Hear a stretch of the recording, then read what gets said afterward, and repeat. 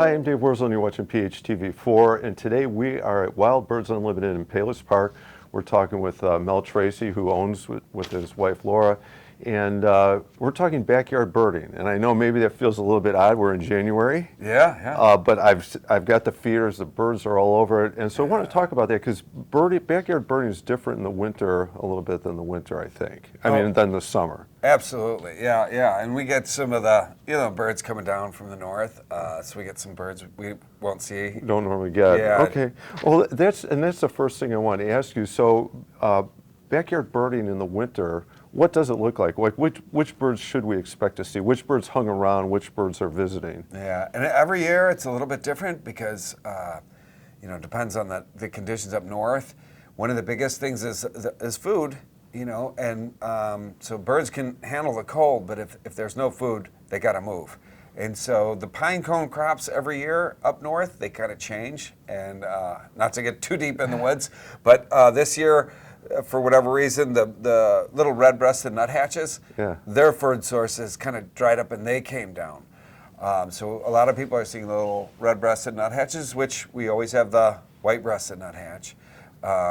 They're year-round guys, but these red-breasted guys only come down every few years.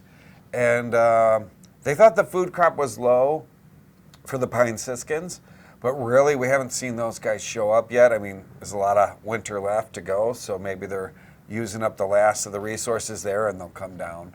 Now, does that make it, I mean, I have a finch feeder. I'm taking there's finches around. Yeah. I'm thinking, I know there's a variety of birds on that feeder, but does that make it more competitive then when other birds come down for? It's funny you say that. At our house, we have one pine siskin, and he's been coming to the window feeder, and for whatever reason, he attacks anybody else who comes in there. And they're smaller than goldfinches, so these guys are the littlest guys, but apparently up north, they are tough. Tough little dudes. Yes, because these much bigger house finches are coming in, and they're just, this little guy is just pummeling them. Not today, huh? Man, it's so funny to see that, yeah. That's one of those things that just makes you laugh, It's like there's so much heaviness sometimes in the world. Yeah. You're just like, here's this little bird fighting the little birds, and it just gives you so much joy just to watch them. Yeah. Well, and you mentioned something that kind of leads into another question I want to ask about. So for backyard birding, I do want to ask about the types of food to put out in the winter, but the other thing, they can handle the cold.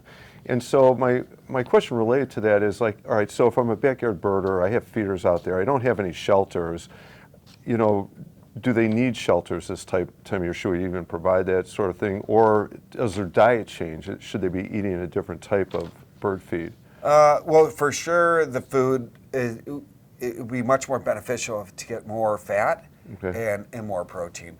The fat part of it, the birds, like a little chickadee, will lose up to 40% of its body weight overnight on really cold nights.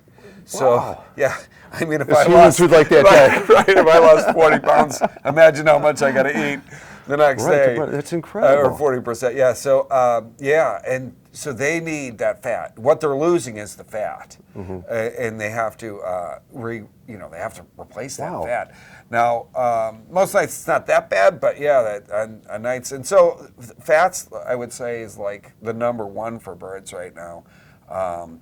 We got a lot of variety of different ways of providing that suet, and we have our bark butter and some kind of higher fat foods. Okay, all right. Yeah. All right, so different dietary needs. What about shelters? Does it matter? Are they good on their own? Yeah, for shelter, so birds are super competitive about breeding, and so obviously they're not going to let anybody else go into their bird house if they're nesting in there. But in the wintertime, you find some birds will nest together. They'll find a cavity or something like that and roost together. I shouldn't say nest, roost together. So they'll roost together overnight.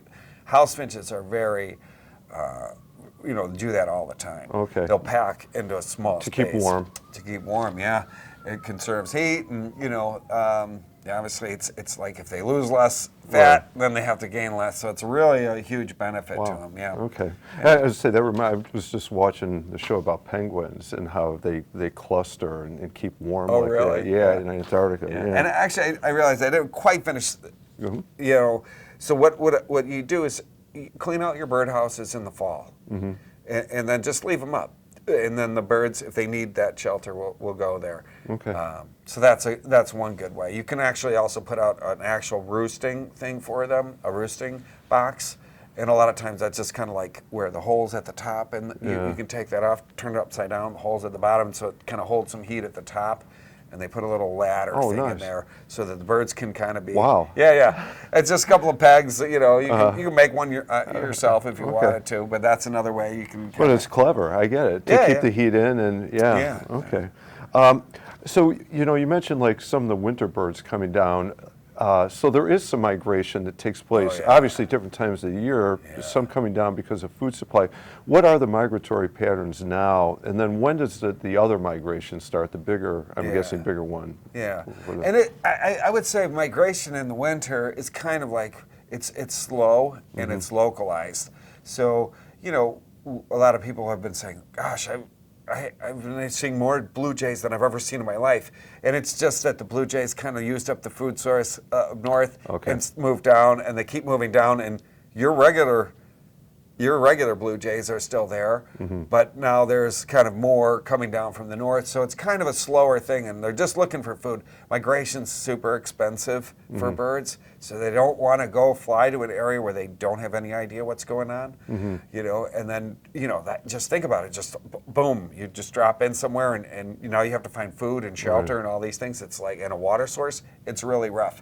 So birds don't want to do it. And in the wintertime, they're just slowly coming kind of down. So you see it with the owls, the owls will come down, the blue jays will come down, and those other birds that we're talking about. The other day we were in Naperville, and I felt like we saw, tens and tens and tens of cardinals. Yeah. I mean, it was incredible. I don't remember seeing that many at one time. I don't know if they're local or if they're part of a migratory pattern. Yeah, I mean, the cardinals, I think, migrate less than the other birds, but usually the cardinals have figured out where the food is, and if there's a spot where there's food, they definitely come in. And that's one other thing where, like, a cardinal will establish a territory, and he's going to fight everybody off for it. So a lot of times people will be like, I had 15 cardinals in the wintertime, and now I've got 2. And that's because those 2 took over. Right? Well, and they just won't, they'll tolerate each other in the wintertime if there's enough food. So they're all going to be, but as soon as it's breeding time, it's like,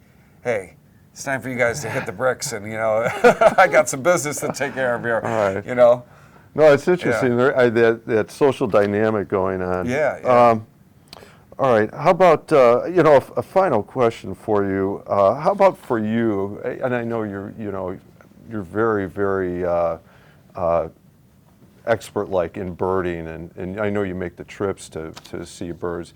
Do you have, like, are there certain birds, like, what about the best bird you saw this last year? But is there a bird out there you're still hoping to catch this winter?